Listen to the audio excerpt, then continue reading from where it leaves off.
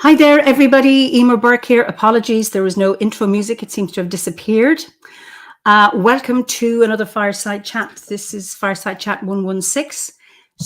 And apologies also earlier, I had pre-programmed my reminder, and unfortunately it was programmed for tomorrow. And then I realized it just a while back. I will start as I usually do with a prayer for peace. Gamara Shiakon a Fudna Krinya. Gamara Shiakon in our Jaili agus in our Jirha. Gunari Lin ar Kajgarmaka, Galmij Buikas Jeev, Jeha Quivdaka is Spirit Quivdaka. May peace prevail on earth. May peace prevail in our homes and in our countries. May our missions be accomplished. We thank you, guardian spirits and guardian deities. For peace. As the fever of day calms towards twilight, may all that is strained in us come to ease. We pray for all who suffered violence today. May an unexpected serenity surprise them. For those who risk their lives each day for peace, may their hearts glimpse providence at the heart of history.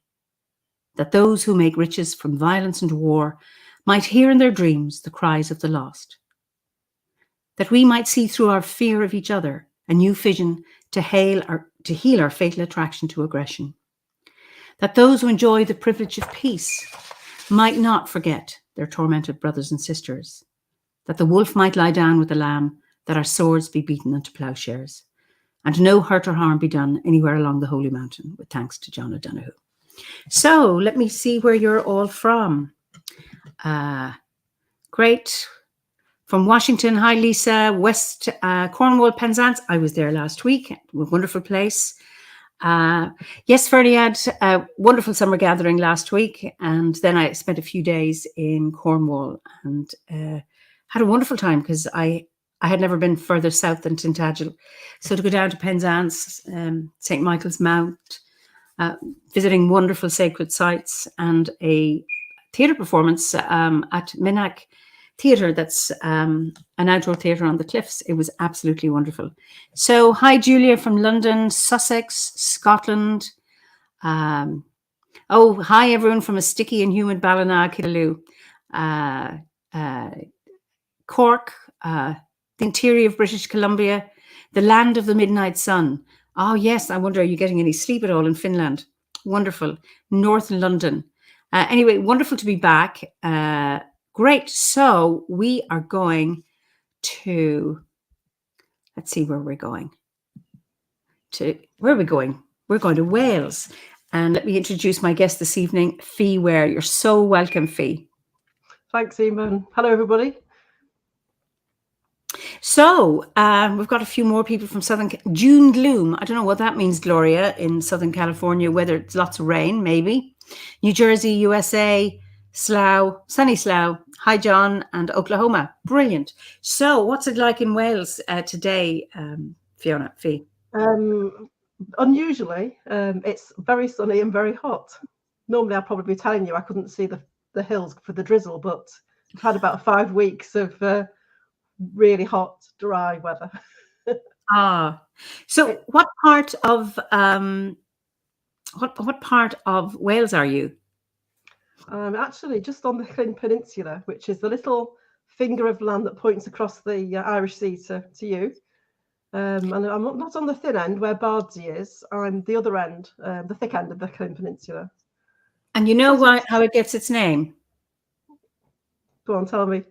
From the E-Lion, the Leinster, the tribes of Leinster used to go on raids and they colonized. I just thought I'd share that with you. Yeah. So what's it like? Sorry. What's it like there? It's lovely. The area we live in is actually very rural, as opposed to the sort of further across where it's lots of slate quarries and mining and that. Here it was mostly agricultural. So we live on the side of Mynydd Cennin, which is Cennin Mountain. But like most Welsh mountains, it's actually just a small hill. But it's a nice small round hill, and the house faces southeast, and we're about 4 miles away from Cardigan Bay in one direction, and then about 4 miles away from the Menai Straits in the other direction. So it's a nice setting, and we can see Snowdonia across 180-degree view. So see the Rhinogs and Cadaridris. Very nice. And do you have any special kind of sacred sites near you on the Llŷn Peninsula? Oh, well, you can't really move in Wales without tripping over a sacred site. It's a bit like Ireland, or Cornwall. I think we've got a standing stone just along the road. Mm-hmm. We have a holy well for Saint Gubby down the road. It's a beautiful place. And then there's lots of history here. There's a Roman fort just across the road. I can see that from the window. An interesting thing is that just down the road from us, about a mile in the Victorian times, they actually found a Bronze Age lunula, a gold Oh, lovely. sticking out of a bog. The farmer thought it was a laurel leaf, and then he must have had a thought about it because there's no laurels around here, and he'd gone back to look at it and pulled it out, and it's this beautiful necklace. Wow. And that's in the museum in Cardiff. Very nice, but that's Bronze Age. But just last week in the garden, I was in the vegetable patch and something caught my eye, and it was actually a Neolithic flint. So it's literally under our feet all the time. That's wonderful. You mentioned a Saint Gubby. Saint Gubby, yeah. Is that the short for? It's Cybbi, and it is his. Well, the holy one is at Clan Gubby, which is the clan is the term for ecclesiastical enclosure. So you get a lot of clans in Wales. Clan did know. Okay. Yeah. So when he was there, it probably was just a spring, but over time they built a little. They lined it, and they built a little building next door where you could go and rest before you went in it to get healed. And it was famous for having an eel. And the girls used to go down with the hankies and put the hankies in, and if the eel touched it, or there was lots of little folklore tales about it. I'm going to have a cough now, just like I explained to everybody that not only do I suffer from hay fever, that my grandson has given me a terrible cold, so I've got a double whammy. So if the eel touches your hanky, what happens? No, if the eel touches your feet. Oh. Yeah, or if your hanky flows in a particular direction, but the direction it flows in is actually the way the water runs. So that's a bit of a con, really, isn't it? Mm-hmm. It would be very unusual to go the other way. So if the eel touches your feet, what does it mean? I think it's that you'll be healed. It's a good sign. It's a good sign. Wow. Is the eel still there, or is that from the past? I don't think so, no. I've never seen one. Okay. That's fascinating. Absolutely. Yeah. There's lots of holy wells, which is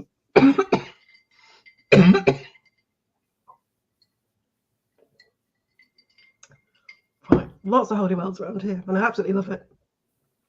Oh, brilliant. And how long are you living there? Are you there? You're not from Wales, no? No.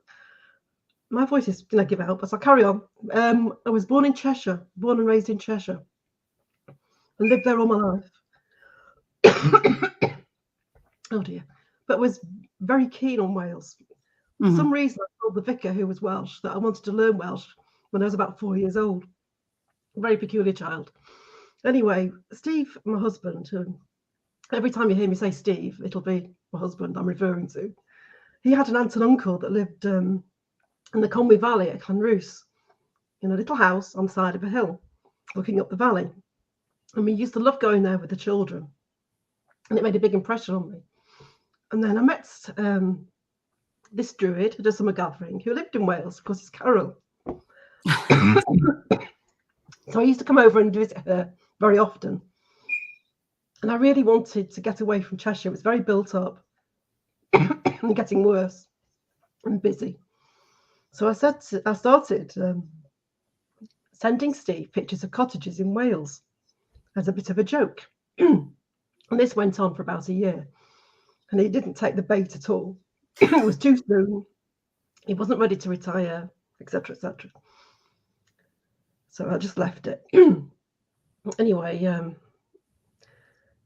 one day he rang up and said, it's a Sunday because he works funny shifts. And he says, I'm really fed up of work. I'm sick of it here. It's awful. I really think we should start looking in earnest. So I thought, brilliant, great. So onto the computer the next time we were together. And we were flicking through the houses. And I saw a picture of one. I said, just, hang on. I know that house. And I'd been over to stay with Carol about a couple of months before. And when we stay with Carol, I drive and we go out on an adventure for the day. So that day's adventure was to go to Llangibby, to the well. So off we set. And what normally happens on these trips is that we talk so much that Carol either forgets to give me the directions or I don't hear it. We always go wrong. It's traditional, the other thing that's traditional is the Druid tea, the tea and the cake. But Yes. so this time off we go up the side of the hill, and I missed a turning. And I think to myself, well, the little windy Welsh lanes, I'm not going to turn around. We'll carry on. The road's bound to come back at some point. So carry on up the hill, and we turn left. And I remember looking across, going past a little house and looking at the view and thinking, oh my God, what a fantastic place to live. And this was the house come on the market 2 months later. And so I said, I know this house. And within 4 days, we'd viewed it, made an offer and had it accepted. And that was it. It was our house.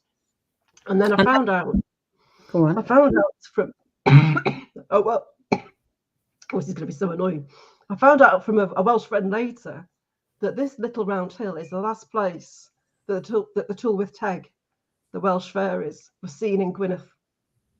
So it all sort of was very goosepimply and it fitted together wonderfully. So there we are. And here I am. And I'm a lucky person because this sounds a bit horrible, doesn't it? But my husband works shifts and he works away. So he's here for 5 days and then he's gone. So I have, this space to myself, which I really, really like, Fantastic. To get back to the Tylwyth Teg, it's the place where they were last seen. Is there a story about that?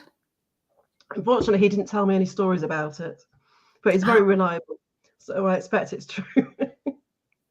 My friend up the road, I've got 2 neighbours.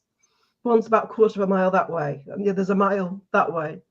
And the young lady who's a mile away goes up to the top of the Mynydd very often.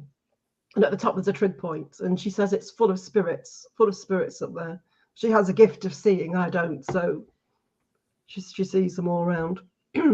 So for our viewers who may not know what we're talking about, the Tylwyth Teg, just to explain what they are. Or who they are. Well, the fairies, I suppose, is the easiest way to describe them. They're the Welsh fairies, the fair folk, the good folk. Now, and where did they come from? Do you mean, are you asking me generally where I think fairies come from? Is that what you'd like to know? In Ireland, they say, well, who are the fairies? Well, they're maybe the Tuatha Dan that had to go under the ground when the Sons of Mill came, or that kind of thing. So what's the belief about the... I don't know what the Welsh believe. I'm very, very ignorant.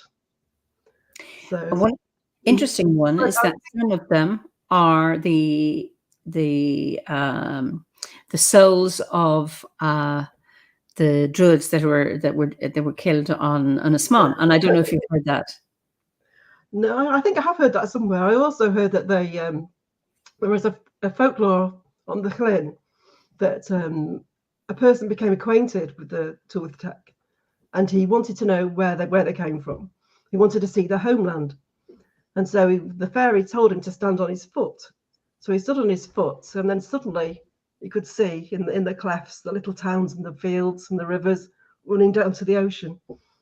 So you have to stand on a fairy's foot. That's brilliant.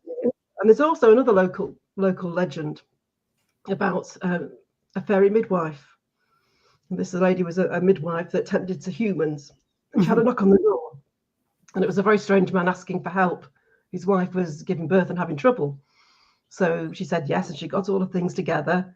And they got on the back of the horse and they rode off. And they arrived at a cave, and in the back of the cave was this woman in labour.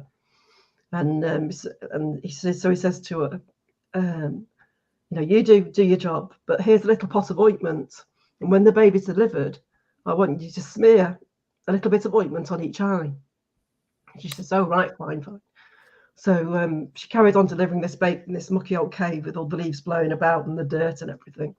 And the baby arrives, and it's born bonny, and it's all she sorted out. She smears the ointment on one eye and on the other eye, and as she's doing that, she's busy and sweating. She's been working. She just moves some hair away from her face, and she just catches her eyelid.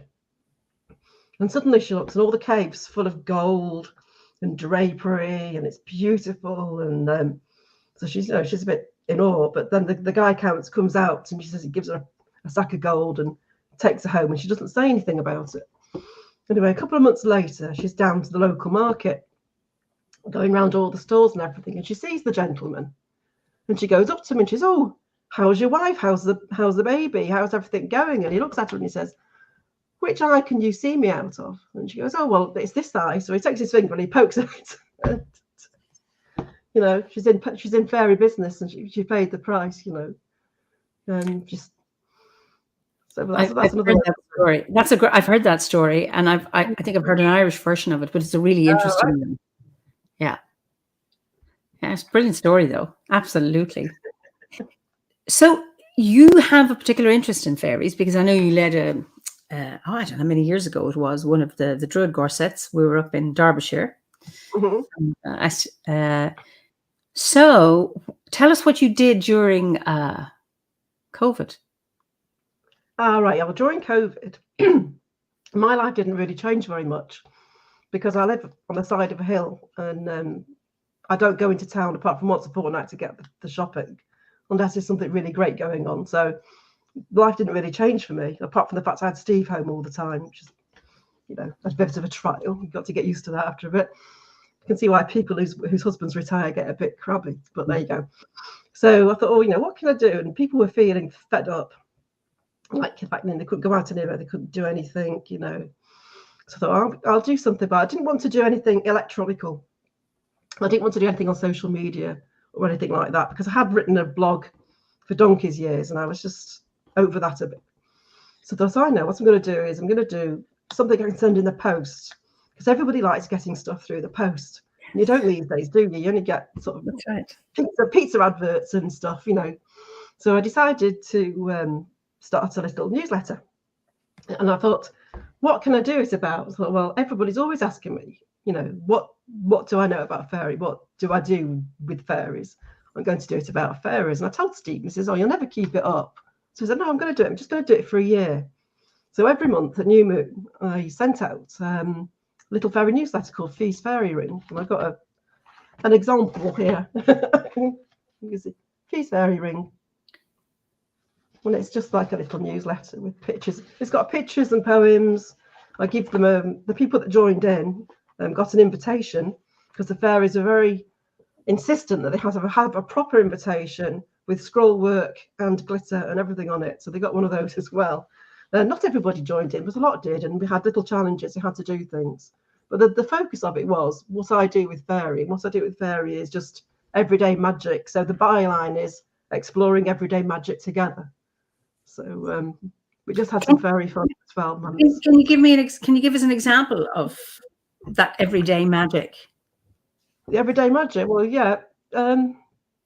Everyday magic. I don't mean, when I say magic, I don't necessarily mean I'm going to go out and have a ritual, or I'm going to go to my altar and say a huge prayer, or I'm going to do this, that, and the other. To me, everyday magic is, well, I'll tell you what my practice is, shall I? Shall I tell you what I do when I get up? I get up, and I go downstairs and make a cup of tea. I used to let the dog out, but he's passed, unfortunately. So make a cup of tea. Always open the front door. Always go outside, and I'll say hello to the sun. I've got a little rhyme that I say to the sun if he's up, and if the moon's around, there's a little rhyme I say to the moon. And if she's not around, then I'll wait till later on when I can catch her. And if I can't see her because it's drizzly, then I will say it anyway, and at some point. And then I will say good morning to the house and the land and the animals and all the guys that you can't see and I can't see that are around me that help out.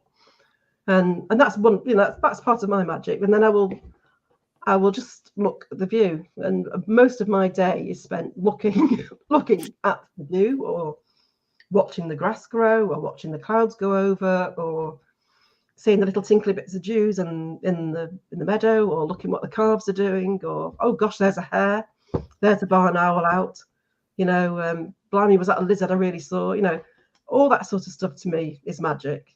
I mean, just doing things around the house is magic. So That's my practice. I do have altars and I do rituals, but I'm very, I suppose you might call me a lazy druid. I don't know, but I'm very sort of simple in my approach. What comes, what comes to mind is how accessible your druidry is.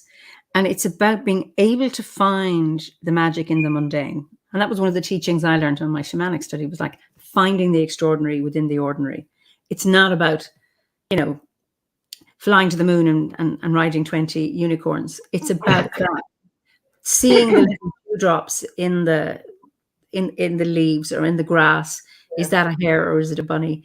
Those kind of things. And really interesting about greeting the house and then the spirits that are all around the seen and the unseen. Well, you say you don't see them, so you know they're there. But I think that's very, very rich, because it's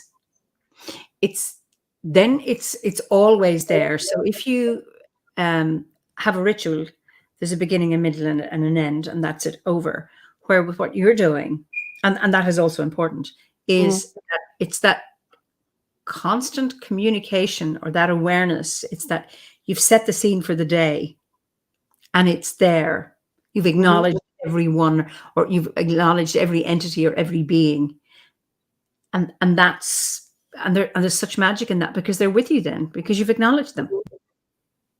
Well, that's it. It's just when people say, what do you do when you work with fairy? Well, I don't do huge things. I just acknowledge them and they acknowledge me, so it's just a conversation, a continual conversation almost, so I think there's very different ways of working with fairy, and it's quite, I find people really interesting, and I find the way they do things fascinating, and the way the fairy has sort of, well, things go in stages, don't they? And then there's unicorns and dolphins. You can see it with tarot packs. Normally they start with the ordinary tarot pack, and then you get they go work, but wonderfully balmy. It's great. Anyway, and there's all sort of different people that work with fairy, from the people that like all the twinkly stuff, to people that like the kings and queens, and stuff like that. And I just like the ordinary ones. Yes. Philosophical Phoenix here says, completely agree about everyday magic. It's what I miss most in an urban setting. Now, having said that, I think you can find magic in an urban setting. I mean, where I lived before, I was still doing the same things I'm doing now. And I was on a housing estate, so you can find little touches. You can find the dew in the grass, or what always fascinates me, in a crack in the pavement when you see a flower, or, a derelict space between two buildings and you see the buddleia tree with butterflies on it. And that finding those little or urban foxes, I've seen more foxes in Dublin than I see here, because it's so vast here, because I'm in the country. I don't see them occasionally, but so many times I'm driving through the city and a fox will pass by. Julia says, I find it easier to find magic in urban, as there are not as many wonderful things to distract you from it, i.e. they stand out. And that's an interesting one. That, yes, that you're able to spot them. That little gem in between the concrete. I think that's lovely. John King says, I have an Irish brother-in-law and he would always talk of greeting the day. Yeah. And somebody says, David Boyle, I'm off to the Three Wishes Fairy Festival tomorrow. Where is that, David? Do you know about that? The Three Wishes Fairy Festival. I don't even know what country it's in. Down south somewhere, I think. Sorry? There is a fairy festival in the UK, but it's normally down south somewhere. Okay. It's just, it's so with all your magic, what brought you to, I mean, you were always into fairies, but what brought you to I wasn't always into fairies at all. I used to be terrified of them. Oh, really? Yes. So how did you move from being terrified of them to engaging with them? Right. Well, when we were growing up, my mum used to use sort of things, to terrify you, to make you behave, basically. One of the things that the parents used to use in Cheshire was Ginny Greenteeth. Have you heard of her? I've heard Ginny of her. Is a water spirit. Yeah. A water spirit who has very, very sharp fangs and very sharp fingernails and very long green hair and green skin. And she lives in water that's got lots of weeds in it. So if you went near the water, Ginny Greenteeth would come out and snatch you and tangle you in the weeds and drag you under, But my mum was very effective with that, because I really, And the other thing we had in our house, which my mum's still living in now, she still lives in that house, she's 92, was Icky. Now, Icky was the boggart or the brownie or whatever you would describe as the thing that was responsible for all the mishaps in the house, or things going missing. And the house does had and does have a really weird atmosphere at times, and things happen that even I can see, so that was very scary. And so that sort of frightened me off, sort of opening up my psychic channels, should you say. And the idea of doing anything with fairy. Did you used to have Rupert the Bear books? Yes. I didn't have, but I know of them. I didn't have them. If you don't live in the UK, there's back in the 70s, 60s and 70s, used to be Rupert Bear. I think he's actually been on television since, but there were little annuals with cartoon tales in them. And then all the different animals in the little clothes and everything having adventures. But one of the characters in there was called Raggedy. And Raggedy was this horrible, nasty, vindictive little twig person with shorts and a t-shirt on. And he absolutely terrified me. And that, for me, epitomised nature spirits. Fairies, this Raggedy thing, after you, causing havoc. And so I wasn't really very keen on fairies. But when I was going through the druid courses, one of my friends organised a Hawthorn Day in Hebden Bridge with a lovely lady called Sue, and we had a whole day communing with hawthorn and learning all about it, and having hawthorn leather and hawthorn tea and meditating under a hawthorn. And at the end of the day, we came back and we had a big journey to the Spirit of Hawthorn and conversation. So off I went to see the Spirit of Hawthorn, and I had a really good journey. And I met this beautiful hawthorn lady, I suppose, in this big hawthorn grove that was just revolving with blossoms and berries just sort of continually. And she gave me a task. I thought, oh, what's this then? So she says, I want you to go out and photo all the hawthorn trees in your neighbourhood. So I thought, right then, okay. But then, you know what human nature's like, don't you? You think, oh, there's a hawthorn tree. We're walking the dogs. There's a hawthorn tree. Look how old that one is. I really must come back and take a photo of it. And then go to the next one. Look at this twisty one, and look at this one holding hands with the tree next door. So I was going around looking at all these trees. And then I started to realise that they were disappearing. I'd go past the garden and then the hawthorn tree was gone. And then I'd do somewhere else and that hawthorn tree had gone. And then, and that hawthorn tree had gone. And I was thinking about it and I was thinking, well, is it, I didn't take photos, what's happening. Then I realised, I think the whole point of it was if I hadn't been looking at those trees thinking, I must come back and take a photo, then I would never have realised that they'd gone, probably. Okay. And I just thought, well, yeah, my attention is now drawn to the fact that, that nothing is safe really. And, I don't get me started on people taking trees down, because I really think you ought to have a license for anything over 20 foot, I think, yeah. And all your neighbours have to agree and all sorts. We drove our neighbours crazy there because we let everything in our garden grow, and he hated it and he used to chop off his side of it, so it's just ridiculous. Anyway, so that sort of changed my attitude a bit to fairy. So I started to work with them a little bit. I'd go, and talk to them down the bottom of the garden, because your fairies are always down the bottom of the garden, aren't they? So I had to, and my circle was actually down the bottom of the garden. My druidic circle was down there. And but I would never go down after dark. Never. I was too scared. I sound like a right wuss. I'm not at all like this now. Anyway, I would never be down in the dark. So I thought, well, if I'm going to do this properly, I'm going to have to get over this. I'm going to have to go. So I made a fairy altar at the bottom of the oak tree. There's a lovely huge oak tree at the bottom, just by the circle. So I made a little fairy altar. And I thought, well, I'm going to go down in the dark and do it. And I did do it, and I got over my fear and everything. And that's when I started sort of, sort of conversing with them and that. So, yeah. So that's how it started. And that's how I got over my fear, just actually opening myself up to the process of realizing that they're not all raggeties or That's right. It's interesting. Gabriella here. Hi, Gabriella. Gabriella was at the gathering or the weekend before last. I've met fairies in midsummer before joining Druidry, and while being ungrounded, it did scare me because there were several. I felt their vibe, and it was so very different than one of a human.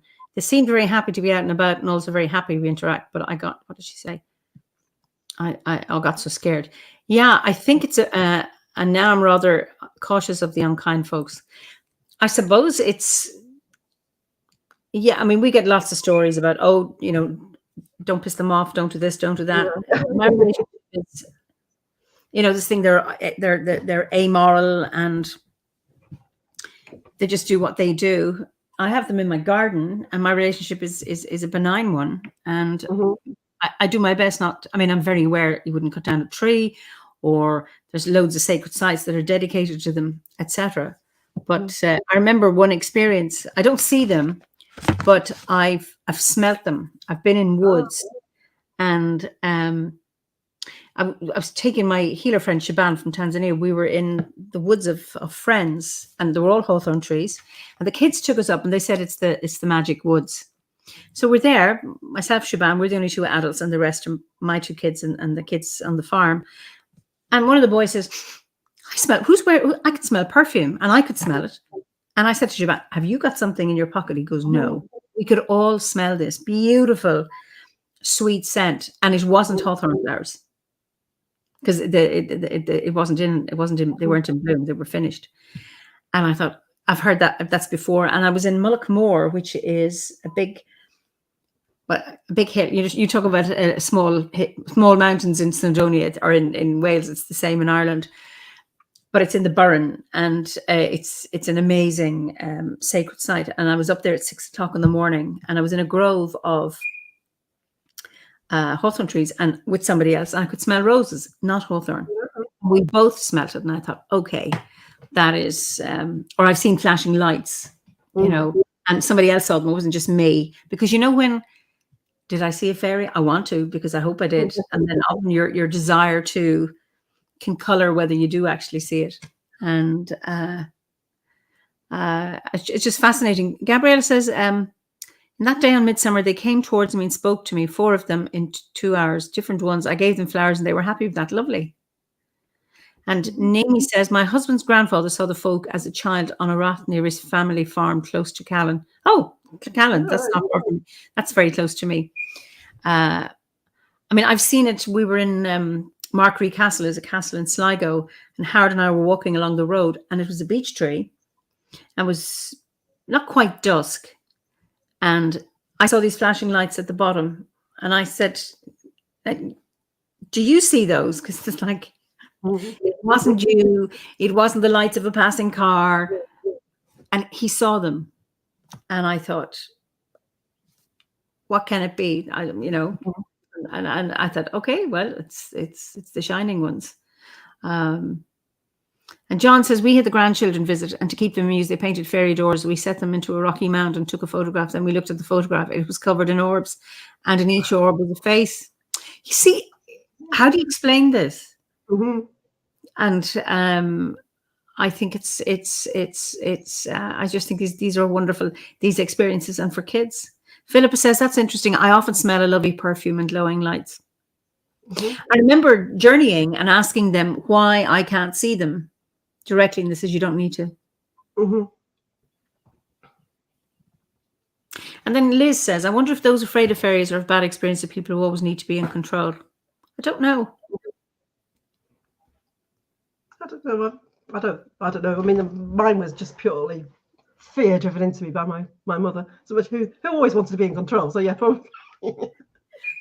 Yes. And Natasha says, my mother taught us to plant nasturtiums as the wee folk loved them, and to leave food out for them. I have been planting nasturtiums along with trees wherever I go. That's lovely.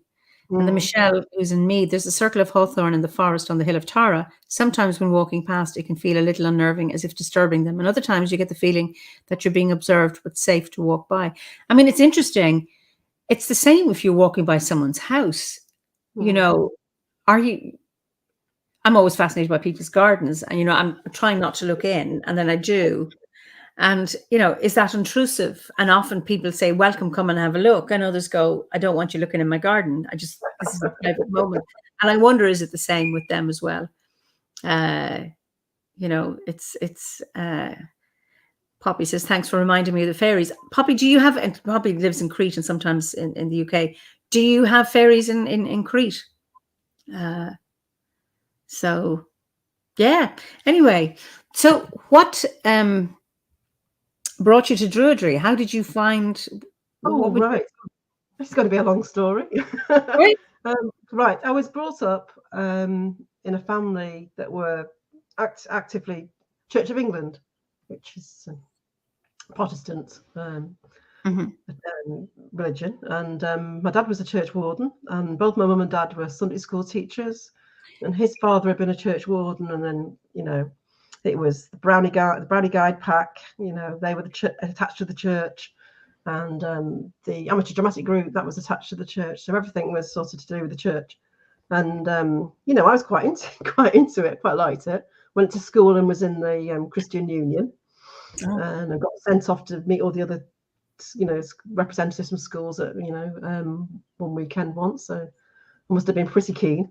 And but then I really started to get fed up a bit with it, sort of in my late teens, because I really resented the fact that there was somebody at the front telling me what to do, and then that how they behave in church is not how they behave when they're out, and you hear all the stories about what they do, what they get up to and everything, and you think, what are they doing, And then I got to a point of, although I could connect, with the figure of Jesus, I couldn't connect with the figure of Jesus being in the Mediterranean, or and not here in the UK.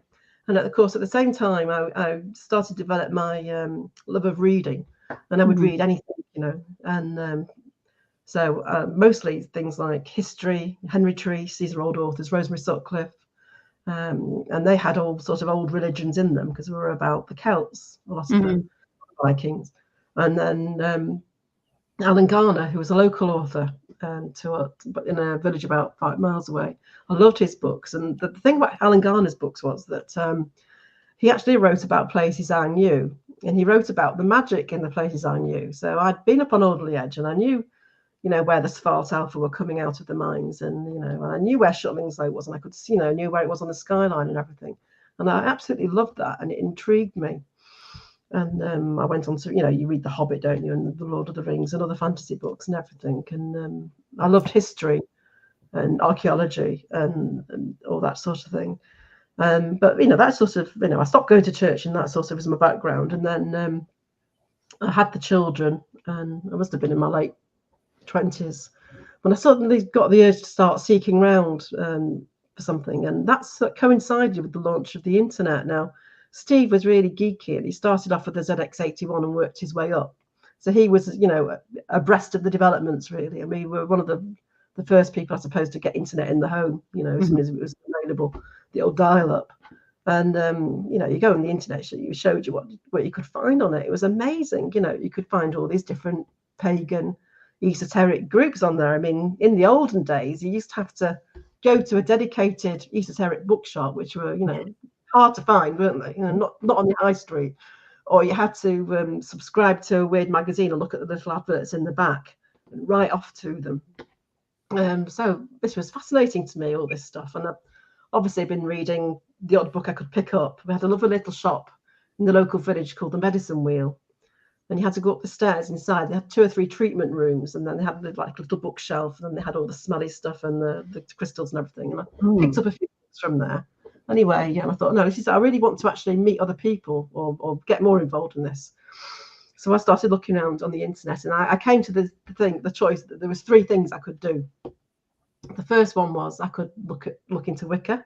There was a coven or witchcraft. There was a coven nearby, and So I thought about this, and I thought about Steve, because I hadn't mentioned this to Steve, and I had 2 small children at the time, and I thought, well, they meet at night, and you know, and you might or might not have to get undressed, but you definitely would have to be, you know, it was unsociable hours, put it that way. There was no way I could say to Steve, you know, oh, we're just going out now, and you have got the kids. So I thought, well, no, I can't really do that.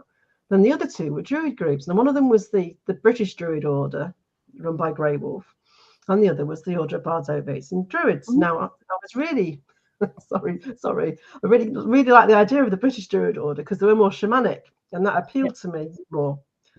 But it was just at the time, you know, when Philip Shawcross lost his wife, and it sort of, you know, I wrote to him and didn't hear back at all. I heard back eventually about 5 years later, but didn't hear anything. So I decided to join OBOD, and that's how I became part of Druidry.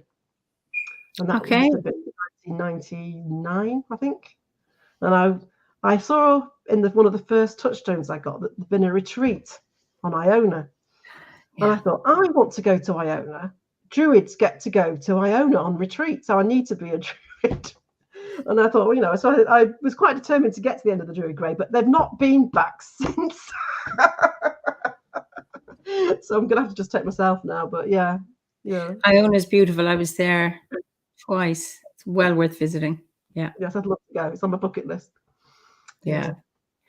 Yeah, I think they had, 2 years in a row. I mean, I wasn't on the retreat in Iona, but they were, I think they had 2 retreats in Iona, or a few for a few years. Some of them back to back. They were so popular. Yes, yeah. Like Carol went on one, and that was one of the back to back ones, I think she went on. Yeah. So people still talk about them. So yeah, true. So did you join the BDO as well, the British Druid Order, anyway? Because there's some people who are members of both. No, I didn't. No, I didn't in the end. I think funds were the problem in those days, because I was still at home with the children. I think I might have just been starting to work, and I couldn't justify, you know, sloughing off some of the family money to join too. I didn't tell Steve I was in it anyway for about 9 months. I did it all secretly. And then I decided I wanted to go to the gathering and meet, and because the gathering sounded really great. So I thought, how am I going to sort of break it to him about going to the gathering? Because in those days, I hated long distance driving, and I really hated motorways. I was a right wimp when I was younger. Anyway, so I thought, you know, someone's got to drive me. It's going to have to be Steve. How do I sell him this? And I was working at the time then. So I saved up and said to him, how would you fancy going down to Glastonbury for a nice break? I'd like to go to this, and I'll pay for everything, and then we'll go down together. And he's, you know, I don't know what I was worried about. You know, of course he wanted to come, and for quite a few years, he used to get an all expenses trip down to Glastonbury. You know, and that was it. You know, and he still slowly started getting more involved. I found a local grove. I was an ovate by the time I found a local grove. It wasn't that local, actually. It was about 2 hours away, but, you know, I went for a few times. Brilliant. Black Duncan, Ferdy, it says make your own retreat. That's to Iona. Black Duncan says a beautiful place where Druids in Iona. Yes, they were. It's Ilon E in Gaelic, which means the island of the yew, although there aren't any yew trees there now. But it was also known as the island of Druids, although a lot of the stories are about Columkill, who misbehaved in Ireland, and he was banished from Ireland, and he set up a monastery on Iona, and he arrived on the island in his coracle with his monks, and they set the boats adrift so they'd never be tempted to leave. So it's interesting because there were no cattle, neither cattle nor women allowed on the island. Anyway, since changed, but yeah. So, but Gabriella says, my dad said Iona is the island of the goddess. That I haven't heard, maybe. But yeah, it's well worth being. And it's got on Ilon E, or on Duni, which is the fort of the yew. Dun means a fort. There's a well, the Well of Eternal Youth. So, oh right, yes, I heard that. Yeah. So it's wonderful. So since I don't know how long you're in the order. how has Druidry supported you, or how has it kind of changed your life? Oh, right. Well, I'm much more confident now than I was. I think age has probably got something to do with it, but Mhm. I found the going through the Bardic grade I found useful because the exercises in thinking about your life and how you look at your life and how you look at your relationships and how they've affected you, and the elements help you work out where your strengths and weaknesses are and everything. I found that really, really useful, and it gave me a lot more confidence, and things started to make sense. I remember having a conversation with somebody who wasn't in the order. It was a pagan, and they were saying that there was no need for all that. I said, but if you came from the church like I did, with absolutely no practical experience of ritual or anything like that, you need the step-by-step, gentle but deep approach that Obod gives you. Because you get so much more out of it, and you're not. It's not so scary, as it would be going full into something else. Mhm.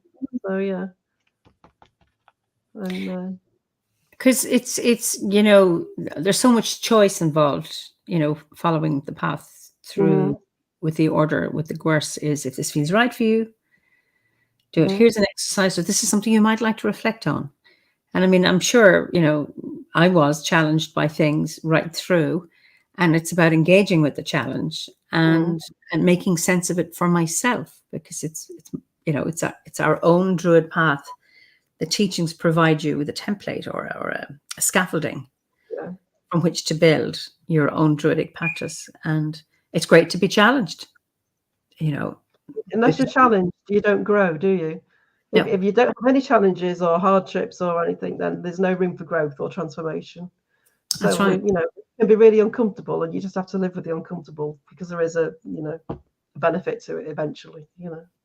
Yeah, and it's not like it would say, I was brought up as a Roman Catholic, and there was a lot of, mortification of the flesh and making sacrifices and little bits of penance and that kind of stuff, which is challenging. And I know, but we don't do that. It's not about penance, but you may encounter, ideas or an exercise that challenges you, Mhm. but you make sense of it for yourself. Mhm. It's there's no diktat. It's not something you have to do or engage in, but you're offered it, Yeah, yeah. and you can if you want to. Yeah. Mhm.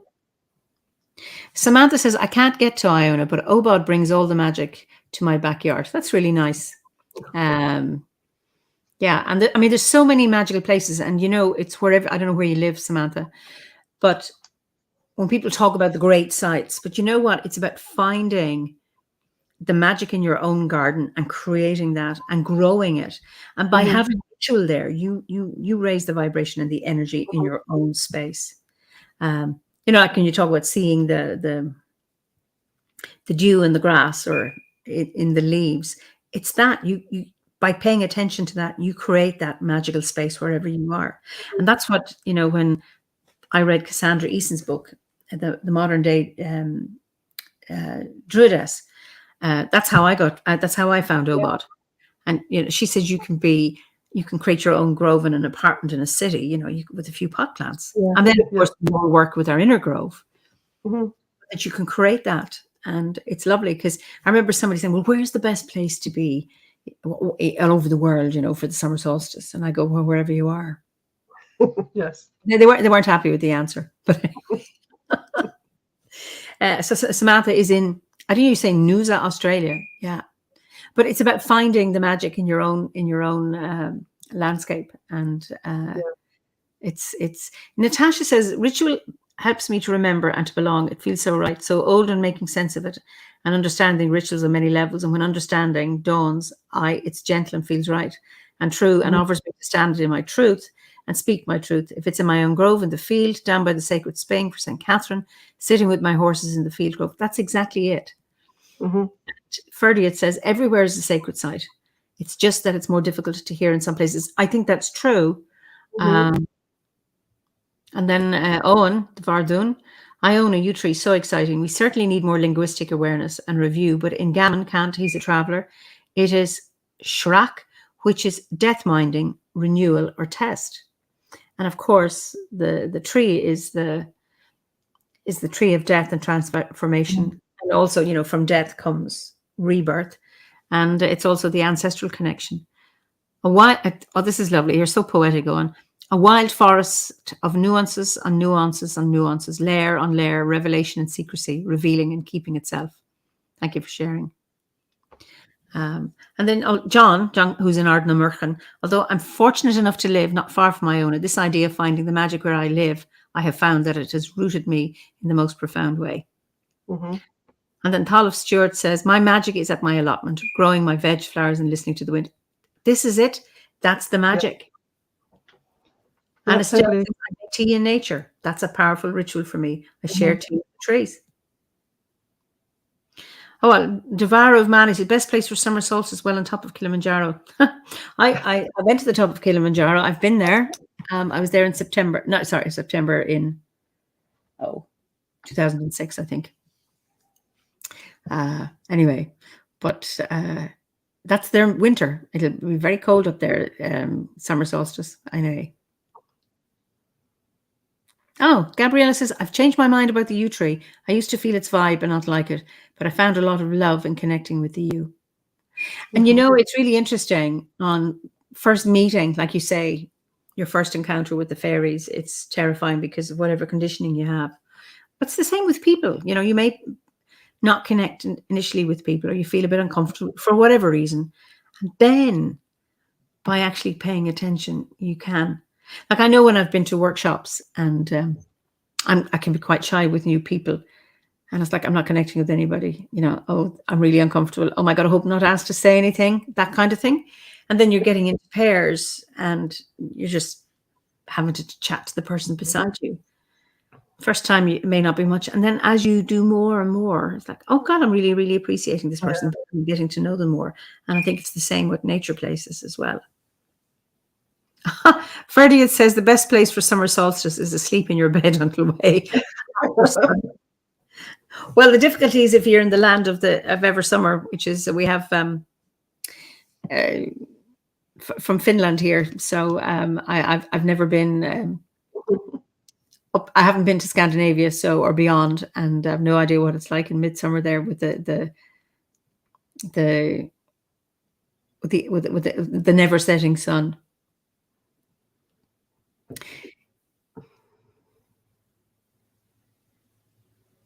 Yeah. Anyway, so what would you say, speaking of sacred sites, where is one that you know that really calls to you? Well, it would have to be Owsley Edge, wouldn't it? Because that was the place. And the last sea group that I actually started myself, we actually used Owsley Edge as our base. And what's Owsley Edge like? Owsley Edge in the 1700s was described as a dreary little heath. But since then, it's been Victorianized, and they planted all the two local families planted a lot of beech and pine on it. Basically, it's a huge fault of conglomerate rock that's been thrust up. There's several ridges of this conglomerate through Cheshire, and Owsley Edge, it's got a beautiful red conglomerate sandstone in it with these pebbles, you know, from tiny little pea pebbles to big cobbles in it. And and it's got copper in it, and the copper was mined by the Romans, and it was also mined in the 1700s, which is where it got stripped and looked like a sandy heath because it was open cast. There's Neolithic mining there as well. They found Neolithic tools. You used to be able to go up there and you can just find them lying around. I think they're all long gone, but I have found Mesolithic stone flint chips up there from the camps that the Mesolithic hunters used to use, when they were following the deer and the game along. How do you know they're Mesolithic? Because I like archaeology, and I used to do field walking looking for flint, and I also had them identified by one of the guys at the Manchester Museum as well. The Mesolithic stonework is generally tiny, tiny chips of flint embedded into wood, to make the arrow. Whereas when you got further on in the Neolithic, they were actually doing the beautiful leaf-shaped arrowheads and stuff like that. So they were sort of bigger pieces. Okay. Yeah. I did have little. I mean, I only found chips anyway because they were where they were working them. So we used to go up there for ritual, and it's got caves where the old mine workings are, and it's just very atmospheric, but not the use. I'm not sure whether it still is, but there used to be a coven of witches. I think it was the Sanders, and they used to go up there, and on the edge itself, there's when they were sort of gentrifying it up, they'd made a druid circle. It's just a tiny little circle of stones, and they called it the druid circle, a bit like a folly. And the witches used to go up there and have their rituals around the druid stones. And there used to be a big hoo-ha because, of course, they were butt naked, sky-clad up there, and all the locals got really sort of curious. And over the years, it got really rowdy up there on Halloween. There's people wandering around with torches and, bottles and everything, got very notorious. And people used to think it had a bad atmosphere, but it's not. It's got a really wonderful atmosphere up there. I remember going up there, I think it was one Albanartham, and we'd been drumming in one of the caves, and it was still dark, and we'd stopped drumming, and I could hear bells, and these bells were wandering through the woods, and it turned out to be this huge husky, almost white husky with bells on it, obviously to keep it tracked. But it was really interesting because one of my spirit animals was a white wolf, so this white wolf with bells suddenly turned up at Albanartham. But we were up there in the cave drumming, but there was 2 or 3 other groups of people on the edge, each doing their own thing, because you could see the fires. It's a well used, well loved place. When I used to go on, sorry. When I first used to go, when I was young, it was really wild. You could fall off the edge if you wanted to. There was no barriers or anything. And then the National Trust in the 80s decided to tidy it up, and it got sanitized, and put on the map. And so where it used to be sort of hard to get to, hard to navigate around, and empty and wild, it's a bit more sanitized now. But if you go early or late, it's quite good. You still. So the edge, what is that? Is that as a result of the mining, or? No, it's the fault line. So it's the rocks get pushed up, and then it ends, and then there's you can drop down the edge, the edge of it.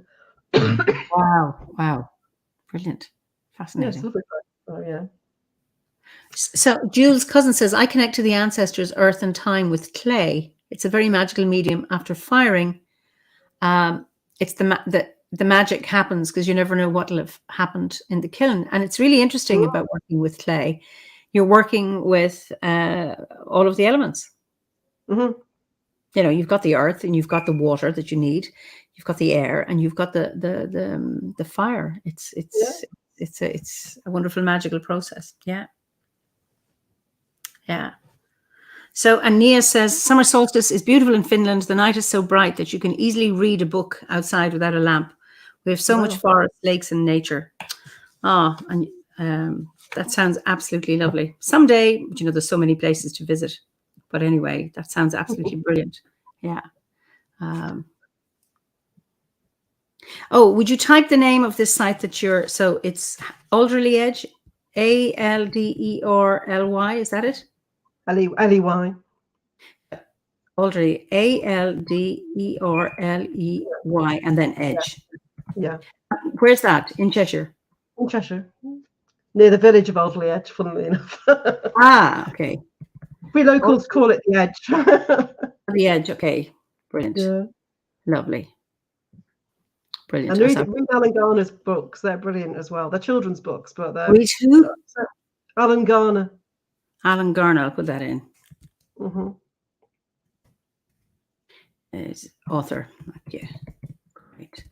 So you I know you like reading. So who's is Alan Garner one? Is he Garner or Gardner? Garner. Okay, I got that right. Is he who's one of your favorite authors, or who do you like? Do you want a huge long list of who my favourite authors are? I read quite a lot, and I'm not really picky what I read. If it appeals to me, I buy most of them in charity shops. Or now I've discovered online second-hand shops. If I'm on a site or I'm on a course or something, and as someone recommends a book, I will very often see if I can get it for under £3, and if I can, I'll buy it and read it. But I used to read a lot of historical fiction, so talking about sort of when the children were young. Steve used to tell me off. He'd come in a room and I'd be reading, and then he'd go out. He'd sort of say something about not doing something. He'd go out and I'll be reading again. So in those days it was mostly historical books. So Elizabeth Chadwick, the Cad Files, Poldark, all that sort of light sort of stuff. Sharp, the Sharp series. No. Oh no, it's Bernard Cornwell. The Sharp, the Napoleonic. All sorts of Napoleonic books, Navy books and everything. Tolkien, lots of fantasy books. I think I read all the Eddings.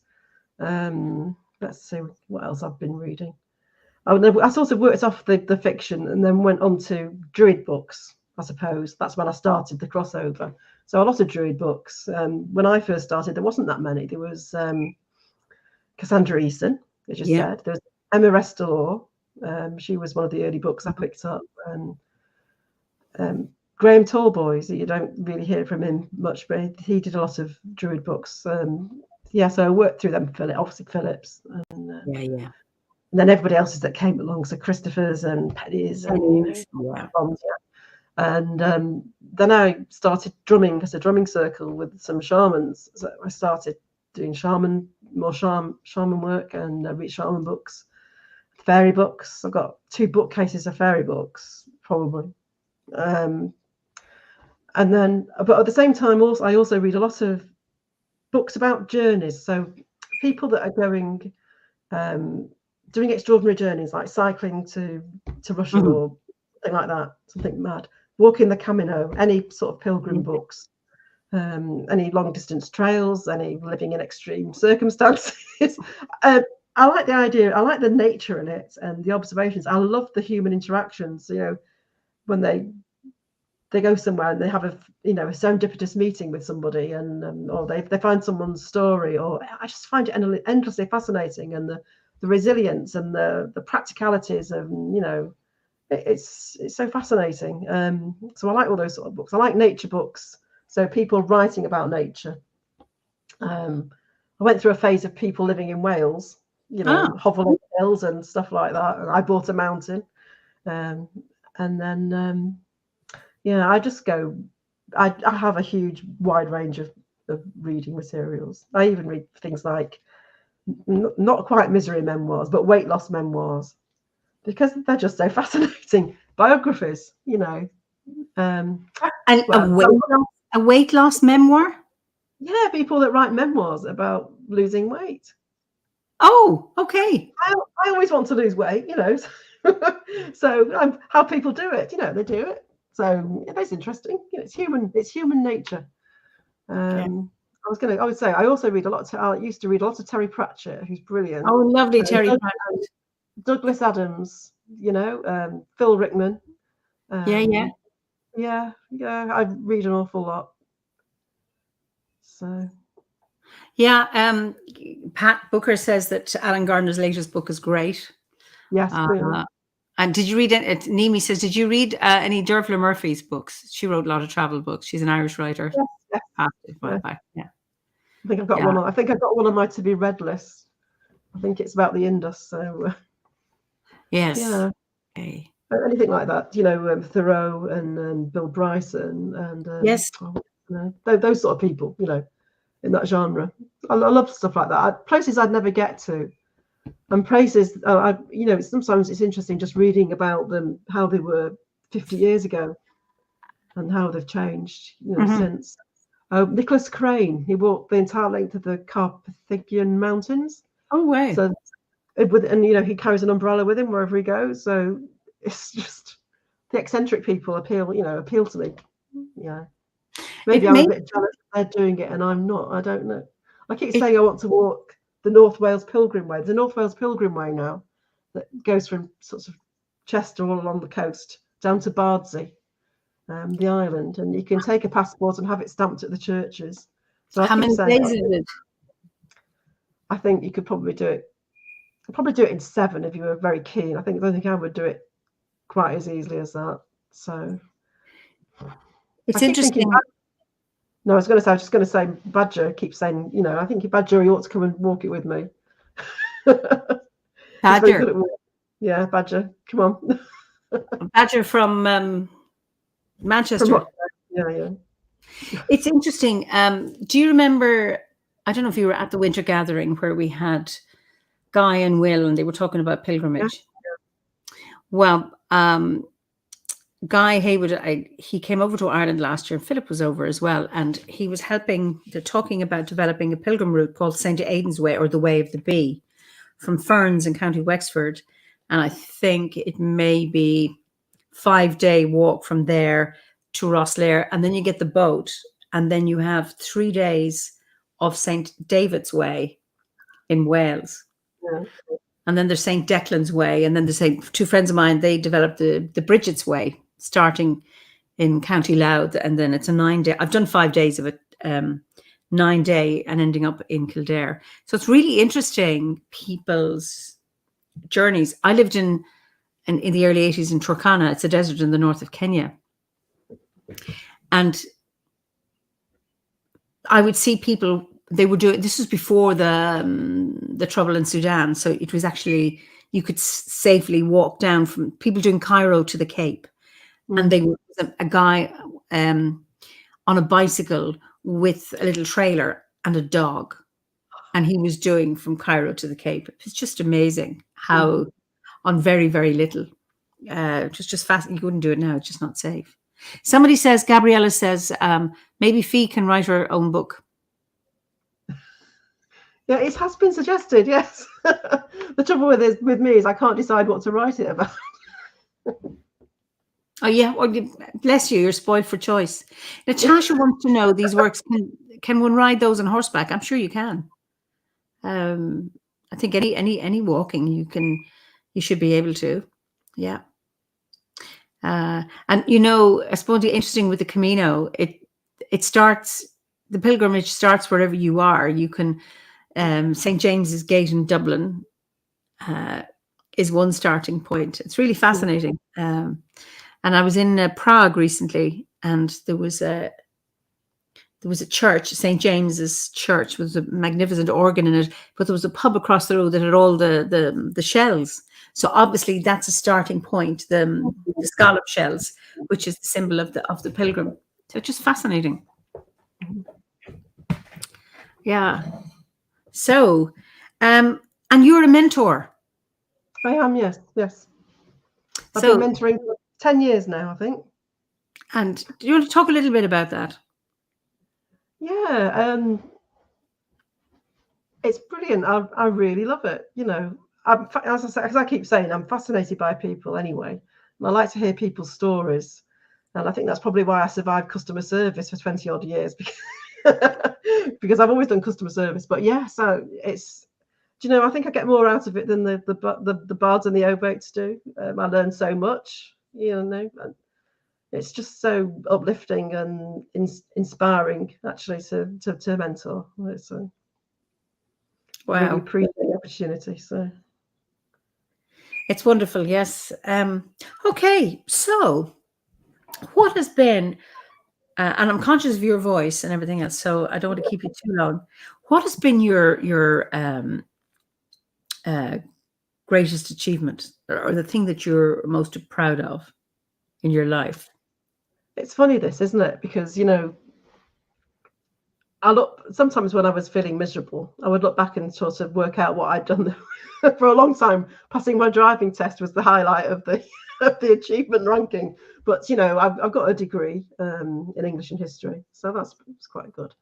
My greatest achievement, I don't know. If I've brought anybody any happiness at all, or have helped anybody at all, then that would be my greatest achievement.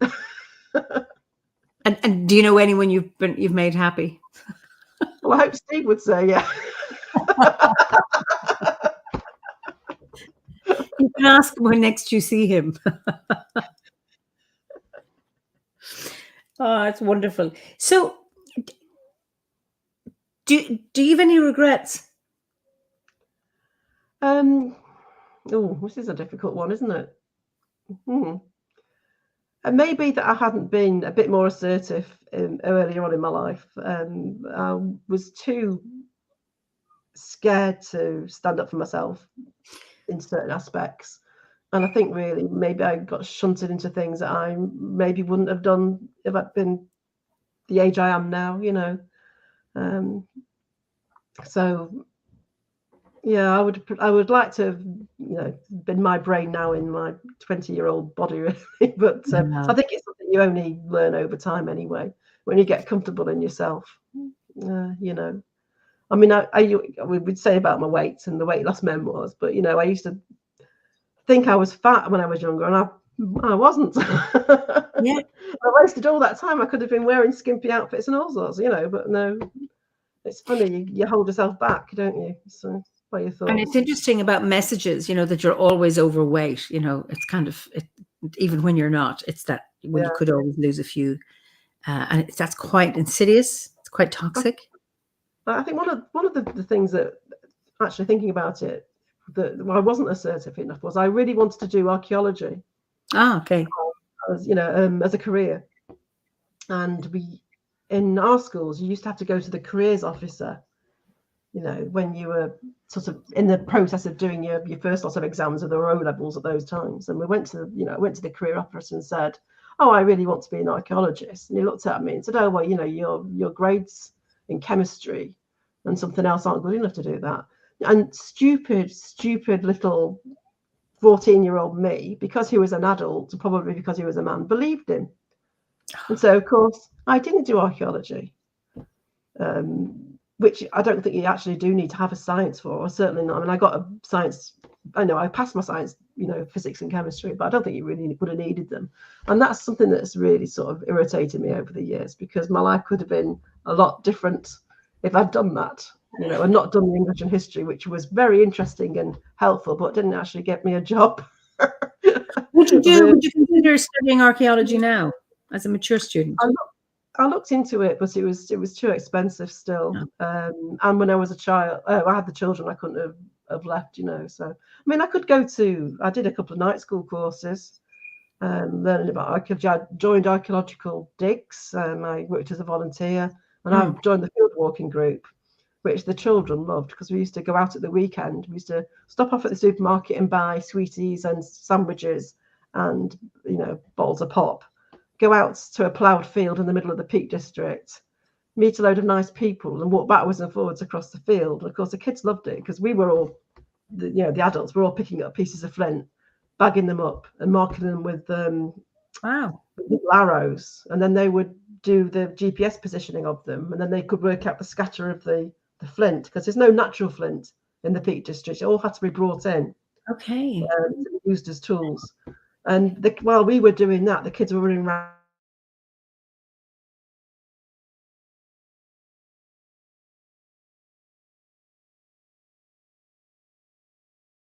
Oh, here I am. We both there a minute ago. Yeah. Just, I don't know what that was. Oh, it's funny, wasn't it? It's the fairies, isn't it? Yeah, so I was just saying the kids loved it, and it was really good fun. And that was the place that I learnt about the farmer's tradition of taking the trousers off and sitting on the soil to see if it was warm enough to sew. Because one day we were there and we were walking a field that had been ploughed but hadn't been harrowed. So it had huge, great big lunar up and down ridges to do it. And that day it rained and it sleeted, and we had to huddle behind a wall to eat our dinner. But when I was walking across it, I fell over and I fell back on myself and put my hands out, and the soil was warm, even with all that weather. And I thought, well, this is why I take the kecks off and put the bum on the soil to test out. It's warm. It works. You know, I've proven it. So those are really, really fun days, sort of doing that.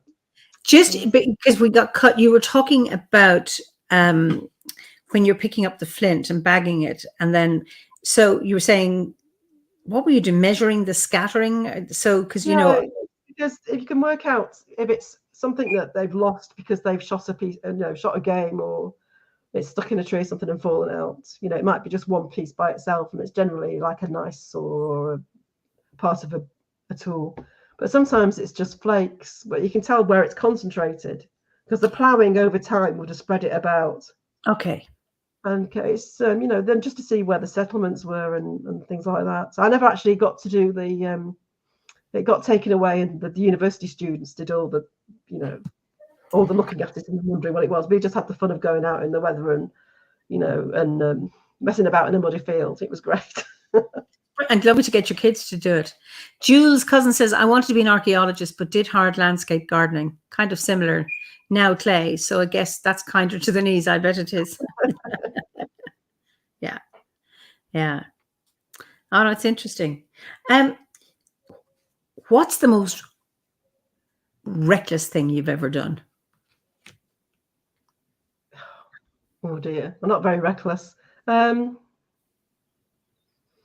I have an annoying habit of bringing animals home to the house without asking Steve. That could be quite reckless on occasion.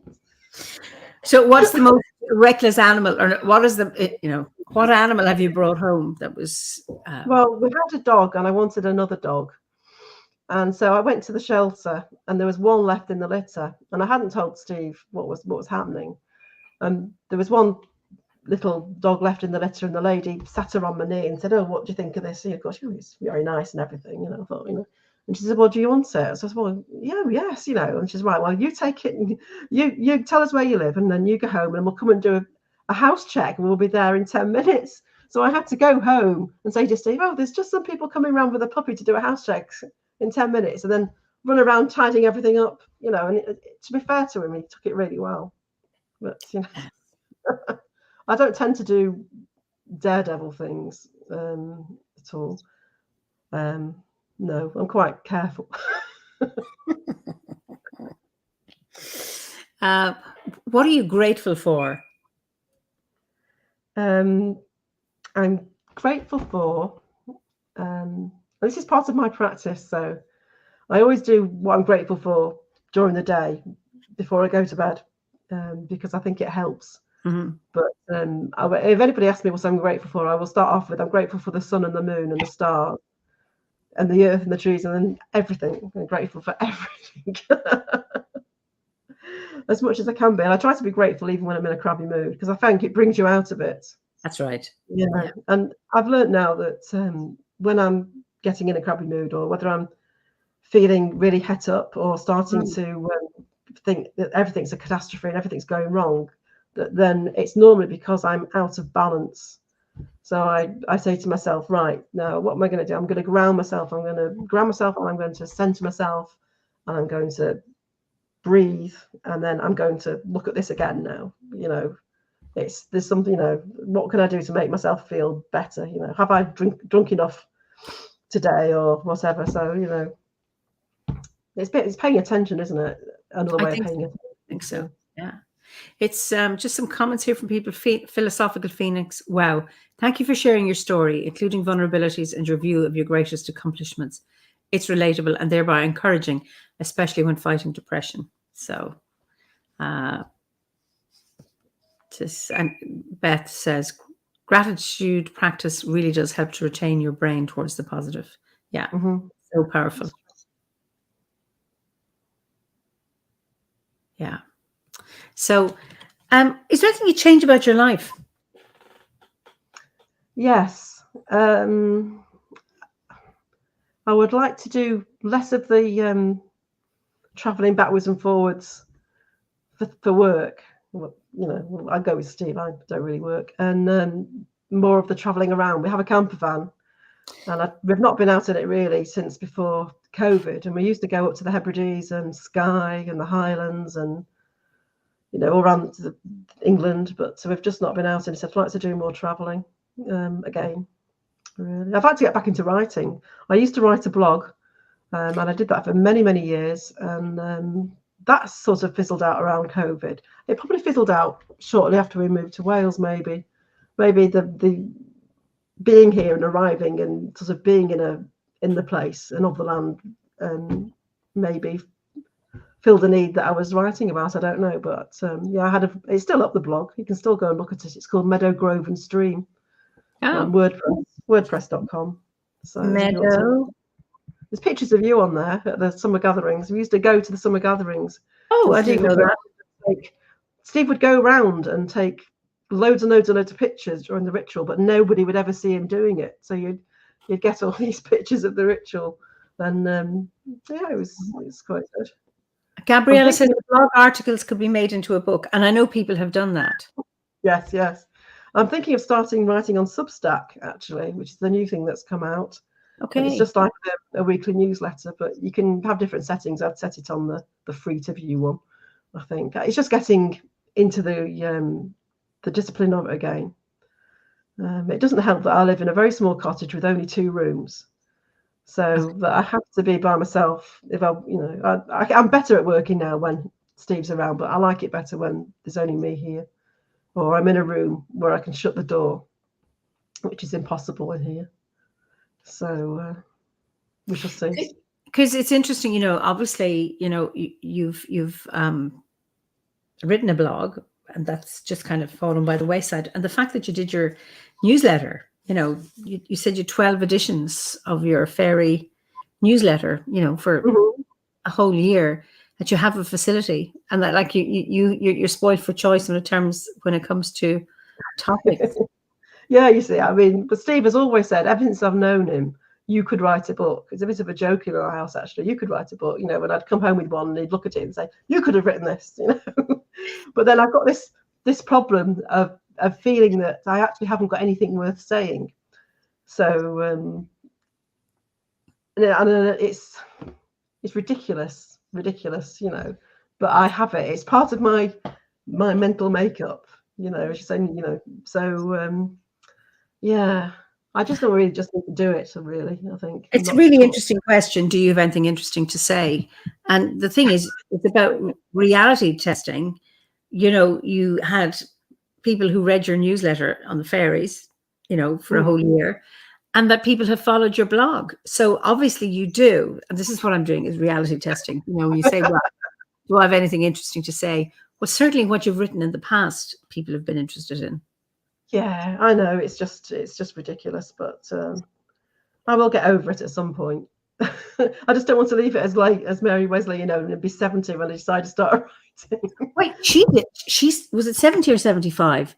I remember being pregnant with my son, and I read all of her books, and I was blown away. I thought, oh my God, she started at that age. Yeah.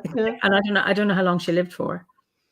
But I was just fascinated, because this thing about, well, you reach a certain age, you're too old now. It turns that whole thing on its head, that at any age you can do something, I think old age is a good time to start to write books, because you just stop worrying about things, don't you? Well, I do anyway. Well, here you are now. You're not exactly old, but you're a baby old person. So yeah, it's you're able to do it, and that. I know. I just keep putting it off. Yeah, I will do it. Yeah, I will. I've got actually a lot of books about. I also read a lot of books about writing. And, but I bought The Writer's Way. Have you heard about The Writer's Way? Yes. The Artist's Way. But Cameron, yeah, I've not started that yet. I don't know. I like Austin Kleon. Have you heard of him? Yeah. He's an artist and writer and journalist, and he's written a book called Steal Like an Artist, and it's all about creative inspiration and how to use your inspiration to actually produce art. So that's an interesting book. And The War of Art by Stephen Pressfield's a really good book as well. And so I am primed and ready to go. I just need to stop making excuses. That's right. Gabriella says, we never know what's interesting because we are stuck into our obvious, and what's obvious to us may be interesting to somebody else. That is so true. And Natasha says, elders tell the best stories. Keep it up. And then Pat says, sure, how can you write when you're young? You just have to rewrite later in life when you change your mind or know a bit more. That's really true, Pat. Yeah. So What book would you like to write? If you could write a book, and if you had time, and if you could get your finger out and do it, what book would you like to write? Well, people always say to me, you must write a book on fairy. Well, I really don't think I've got enough to say about fairy. So maybe a very small book on fairy. I would quite like to write about, you see, I have a very full and vivid inner world. Mm-hmm.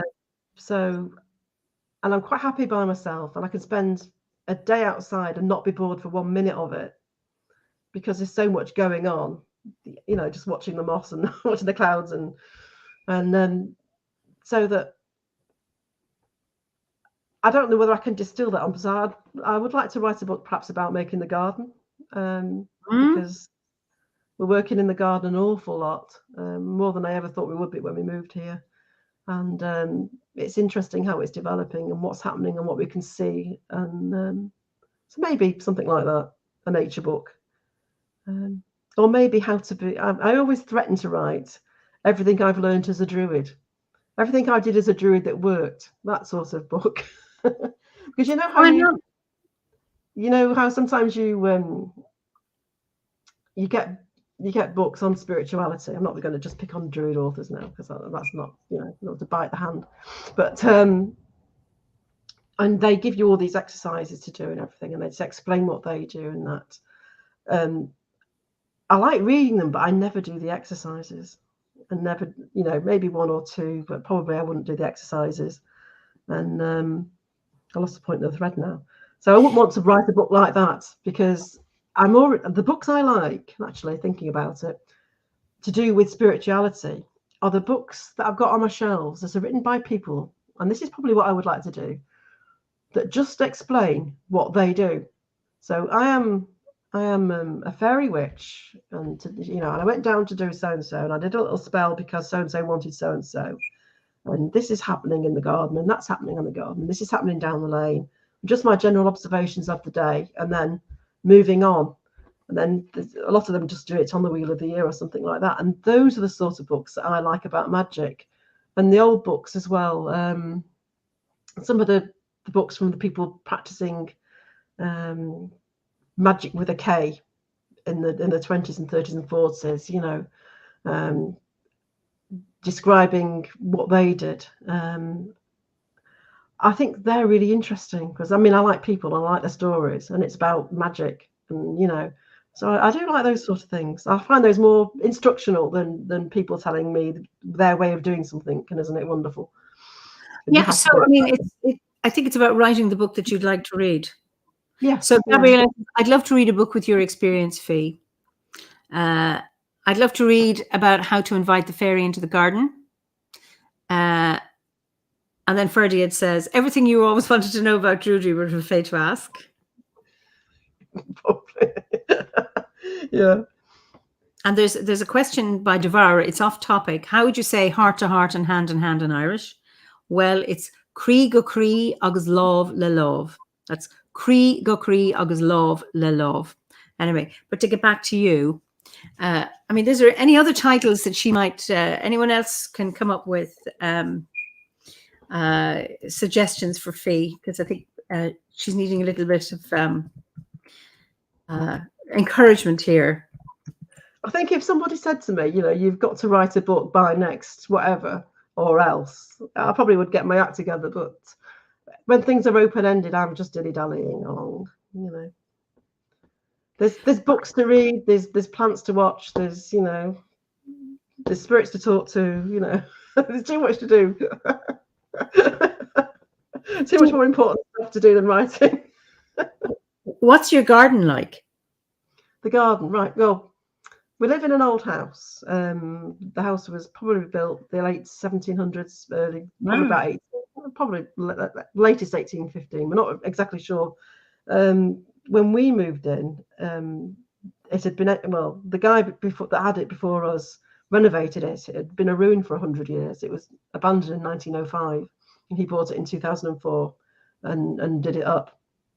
So it's actually two agricultural labourers' cottages knocked into one. So I'm sat here now in one cottage, which wouldn't have been open plan like this. It would have been a series of tiny little rooms.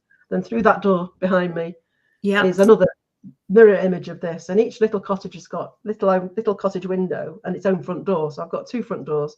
Now, traditional Welsh houses don't have back doors, and generally they're built into the hillside, and ours is built into the hillside. So the road's sort of up here, the other side of me. This end of the house, this little cottage has got the bathroom, this little bit we call the study, our wardrobe, because our bed's in the loft.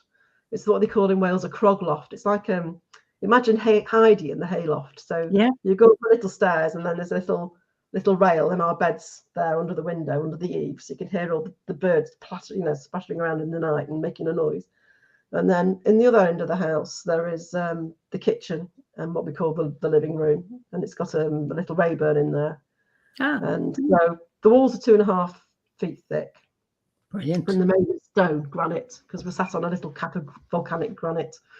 And the house runs parallel to the road, and at the front of the house overlooks the garden.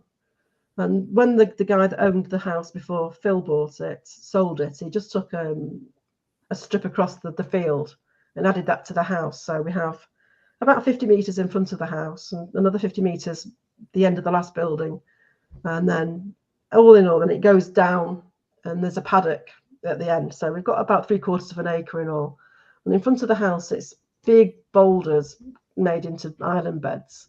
There's a stream that end of the garden that only runs in the winter or in very, very, very bad weather.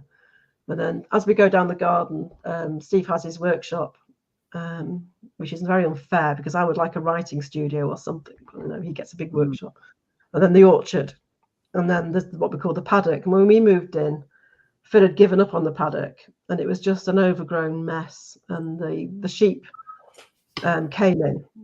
And so we decided we had to sort that out. So we've been working on it. There's a lady actually in Ireland called Colette O'Neill, and she has a website and a YouTube channel called Bealtina Cottage.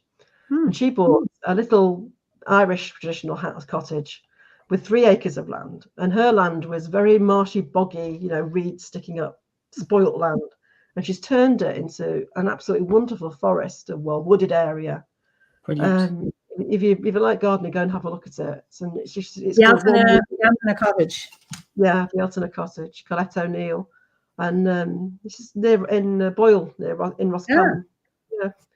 Anyway, so she's done wonderful work there. She just says one woman, sort of in 3 acres, and she's just turned it into a paradise. She's a pagan.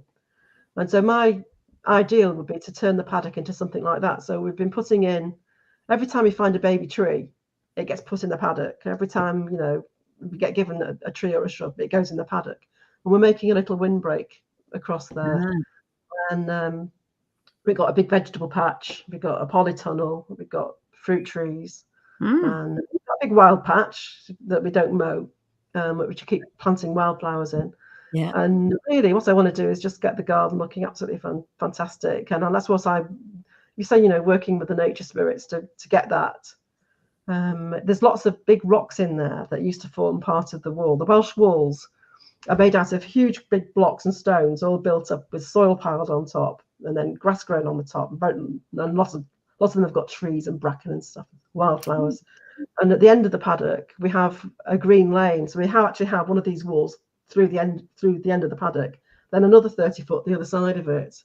And this is where they used to drive the cattle down to the marshy bit at the bottom for the grazing. So it's really a really interesting garden. The house is interesting. There's it's called Tynerwithion, which means the new houses, or because what it is on the hill here, there's a little lane that goes down from my neighbour's place down to the sea, and it's famous in the area. It's called the Long Goyd, the wood street, the wood lane, and it was made by the local estate so they could bring lime up to the fields and take peat down to the beach for exporting. And they put trees either side of it because they reckon that would drain the ground and make a metalled base for the wagons to roll on.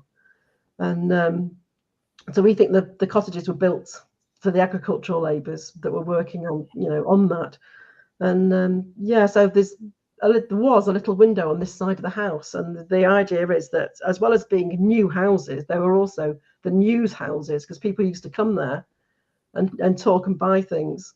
They used to have a side business selling things in this end of the house. And there is actually a little set of steps down from the road. It's all blocked off now that we found, which I thought was wonderful. But yeah, we've got hawthorn trees this end of the house and hawthorn trees opposite the house. So it's sort of very sort of fey anyway. And yeah, it's great. So, but I keep thinking I'm going to give it a name, and I'd like to have. We really, when we bought the house, we've got the cottage here. There's a garage that Phil bought to live in while he was doing the house up, which actually has a bedroom and a shower room in it that we don't use. And there's another building that way, which Phil built as a workshop and then converted into 2 bedrooms and a shower room.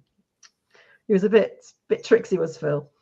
And we never really used that. So we had people come to stay, but they had to go out of the house, and it was raining or dark. It was, even though it was only literally 10 foot away, people made a big deal, put the coat on and everything and go out. And of course, when the grandchild arrived, they couldn't hear the baby monitor through. So before COVID, before the baby was even an idea in the heads, we'd already decided we want to join that up to this building. So we're in the process of doing that now, but the builders are very elusive, and I've had a hole in the wall in the room for quite a long time now, and it's all take a long time. But we really wanted people to come and stay and use the land. We envisaged people coming and staying in the garage, just staying out in the other building and enjoying the land and going out and going to the seaside and up into Snowdonia. And we thought there'd be queues at the door, trying to get in to use it. But no, we've not had many visitors really. A lot of family, and we'd like people to come. And so if anybody wants to come to Wales, you're very welcome. I'll only make you work in the garden for a couple of hours a day, and the rest of the days you're okay. So you have to pay their way. I think that's a good idea. There's some titles for your book. All right. Carmen says "Sacred Places Around My Land." Devourer says "Footsteps of Our Ancestors," though he thinks that might already exist. He also says "Garden of the Fae." And Lisa says "Fairy and Fee." And Devourer says through the veil into the garden. So, and Phoenix said Philosophical Phoenix would like to come one day to your garden. Okay. So you've got loads of work titles there. So it's just a matter of writing the first line, isn't it? He says, yes. I will do it. I will do it. I know. Look forward to it. Absolutely. Yes, I'll do it. We're coming to the end of our time. So what is your favorite season, and what is your favorite ceremony to mark the wheel of the year? Gabriella, before you answer, Gabriella, I don't know if you're going to put in some bets. She's a gambling woman. She usually puts a few bets in. It'll be interesting to see. She says, okay, I hear that. So, somebody says, do you, it sounds fantastic. Do you accept disabled cats that might wee everywhere? Well, we haven't got any pets at the moment. I've not been out and got a puppy without, so we said no more dogs. So losing the dog's been very hard. And because we do travel, it's not really, we can't really have cats or anything else, or rabbits or guinea pigs. I really love guinea pigs, but it's not really fair to drag a guinea pig backwards and forwards, So we said no pets for a while. So I'm hanging, even though I'm desperately looking at puppies on the, for sale and that, I'm hanging back. A cat would be no problem at the moment. Okay, so we've got a few guesses about what your favorite. So what is your favorite season, and what is your favorite ceremony to mark the wheel of the year? I'm really torn about this because there's 2 seasons I like really, really a lot. And the first season that I like really a lot, which is spring. I love the Beltane energy of sort of April, May. I just love that. I love the fact that everything springs up, and you think, you're in the garden and you think, oh, well, lovely, everything's getting green, and you're feeling confident and cocky because you're on top of the weeds and it's looking brilliant. And you just know, though, in the back of your mind that as soon as the Beltane goes like that, the green fuse is lit, everything goes woof, and you've lost it. Yeah, you might as well just, you're just fighting a losing battle after that. It's the green man energy. And in ritual, I very often will make a green man. Oh. That's a nice way to recognize it. So yes, so I do love spring and all the different shades of green. How can there be so many different shades of green? And all the waves of color, you get the yellow flowers, don't you? And then you get all the blue flowers come through. Oh, it's wonderful. So yes, I really, really like spring, but my favorite season, but I don't know, place your bets, is autumn. And the reason for that is, well, there's quite a few reasons for that. First of all, I love the changing colours. I love the nights drawing in. There's a lot of family birthdays, including my birthday, in the season. So it seems like one celebration, it's the new. Although I'm not particularly keen on school, I like the idea of a new start. And to me, the September term is like an extra new year. So you have like the new start of the September term. You have the birthdays coming in. My birthday's quite near Samhain, so that's quite nice. And then you have all the Samhain celebrations, and so autumn's my favourite. Oh, now you know what the favourite ritual is, don't you? What's your favourite ritual? Tell me. I'd never guess. Now this is going to be difficult, isn't it? Because I've written so many. So yeah. Let's have a little think. I think probably.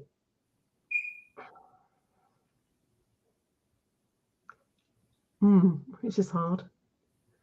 Imolc. Imolc. Okay. Well, one person said Imolc. And Gabriella says 99% of people like Samhain. And she says stats don't lie.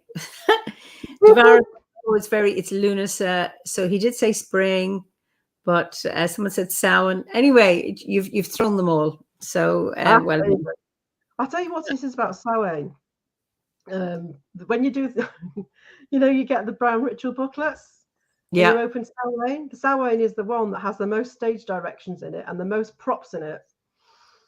And I don't know whether that influenced my feeling about the Samhain ritual, but that's it. But when we did the Samhain in my last seed group before I moved to Wales, my previous seed group was called the Wildwood.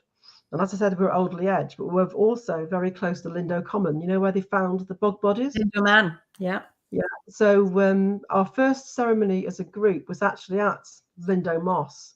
And we were doing it, intending to do it as a one-off for a local society that we were doing a walk around the archaeological sites of the local area. And they wanted a Druid group to be on the moss performing ritual. So because they went out very early in the morning and they wanted to happen upon this Druid group. So they got us. And that was a really interesting ritual to write for non-Druids who probably wonder what the heck was happening out there. And so when we actually started practicing as a group, we would all go back to Lindo, because Lindo Moss, a moss is a very damp, boggy place with lots of water normally in Cheshire. They're called mosses in Cheshire, and it had been used for peat extraction. It was during the peat extraction that they found the bog bodies. Uh-huh. So it was huge ruts of peat, and at the bottom of the ruts was 4,000-year-old pine that was older than the bog bodies, all sort of lying around. It was very eerie and scarred. And so we used to go back there and work for the regreening, because the people that owned it said to the council that they would let them have it back and they would rewild, and we could rewild it. But they had to pass permission to have houses built on one particular part of it. And there was this big stink about it. And while they weren't getting their own way, they were doing more and more damage.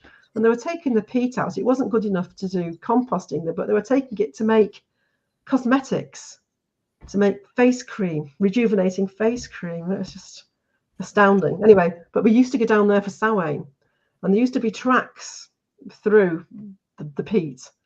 And one of them was at a crossroads, and we used to sit at the crossroads, and we had no ceremony at all apart from lighting a fire. And I can't see spirit, but I could feel the spirits up and down these tracks through Samhain. It was absolutely incredible. So, but I do like the Samhain ceremony. I've done a few interesting ones. I've done one in a natural burial ground when I came up here.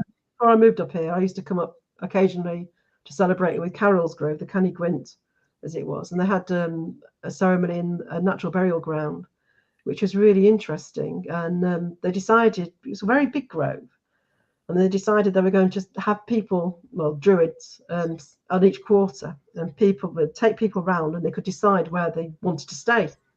And wherever druid they stayed with, the druid would do their own interpretation of the ritual. And I got allocated west, which was great because there was a stream just down there, and I got quite a few people left because obviously it appealed to quite a lot of us. And one of the other members was going to come round as the Kaliak with a basket of apples and give everybody an apple. And then we were going to do some work, and we were going to throw them to decay and do their magic. And so I was leading it, and I was looking around waiting for the lady with the basket of apples to come round. And I saw somebody walk through. Oh, she's on her way. And then she came round from the other direction. So whoever or whatever it was that I saw walk through, it wasn't the lady. And then one of the people that were with me said that there was a small child holding my hand the entire time we were there. So that was really interesting as well. So that was a very memorable Samhain. It wasn't spooky at all. I find, as I said, I used to be really scared of the fairies when I was young, and I used to be really scared about ghosts and things like that. But on the other hand, I was also extremely interested in it. And my mum, for all her, going to church and everything, she had a sideline in getting out all the scary books from the library, with all these sort of things in, so the house used to be full of these things, and of course I would read them and scare myself. And my mum, she's got more open with it as time goes on, but she does see a lot more than I do, but I've had funny things happen. And as I was going through the druid course, it was peculiar because I had a really peculiar series of dreams.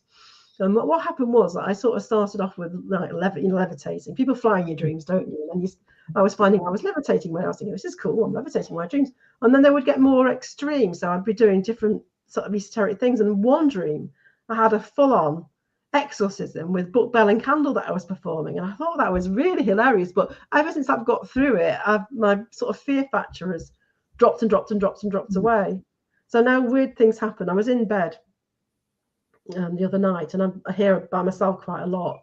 And we have a guitar upstairs. It's Steve's guitar, and it just is. He never plays it, but it's up there, And it just went through, just like that. And I just sat in bed going, "Oh, that's really, really strange." I wonder what that was. But then, I just thought, well, I'll just something's mucking around with me. I'm just gonna let it be. Yeah, they can just have their fun. It's not doing any trouble. I have spirits in my house. I hear them. I don't see them. And well, I've had to clear some who were disturbing, but others, they're there, and I can hear them making noise, or I'm downstairs and I'll hear the door banging or footsteps. I think, oh, somebody up there, and then they're not. Yeah, my auntie, Steve's auntie that lived in Wales, like in their funny little cottage, that had a ghost, and their son was there. He was a teenager, and he was there by himself, and he was in front of a big roaring fire, and he noticed that there was no wood. So, being a typical lad, he kicked his slippers off like that and went outside and got the wood and brought it back in. And when he got back in, his slippers were placed in front of the fire together very neatly. So apparently he just disappeared into his bedroom, and that was it. He didn't come down, but that did put me off visiting a bit, but Wow, it's so fascinating though, isn't it? Wonderful, tidy spirits. So listen, it has been just such a joy talking to you, Fee, and really, really enjoyed it. And I didn't think we were going to last this long because of your cough, but it's great when getting onto an interesting topic, how whatever it is, the fairies or the spirit conspires to help you talk and converse. So I didn't want them to help. I didn't expect them to give me a coughing fit, and I'm sorry about that, but I do feel okay. Oh, yeah.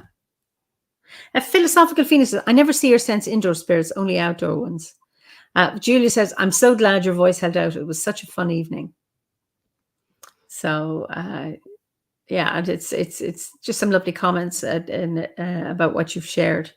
So, well, a lovely conversation. Thank you.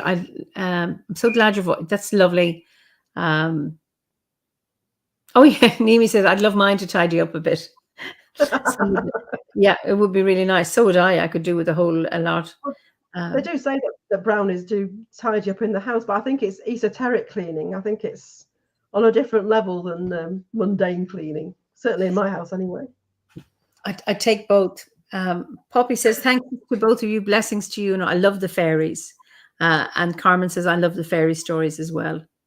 And Devara has a remedy for your cough. Boiling water, honey, ginger, squeezed lemon. Perfect for cough and throat. Oh, I've got all those in. It's a lovely conversation.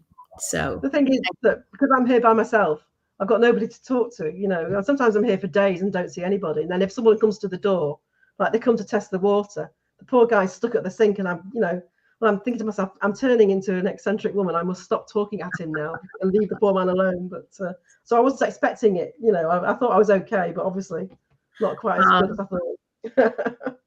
So Anita says, thank you for such an interesting conversation. Fee was a great guest. She wasn't. You were indeed.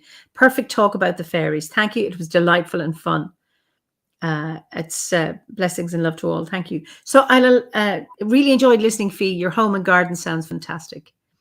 Pat says, cough remedy for people who don't have to worry about others in the house. Stick an onion in your sock. It'll make it hard to walk. Absolutely. Robert Jones says, lovely chat. I can see the fairies cheering. Talk to the fairies, Poppy says. It might help as well. So I just let you say good night, and then I'll send you back, and then we can just look at the comments. So I'll let you say goodbye first, and then I'll say goodbye.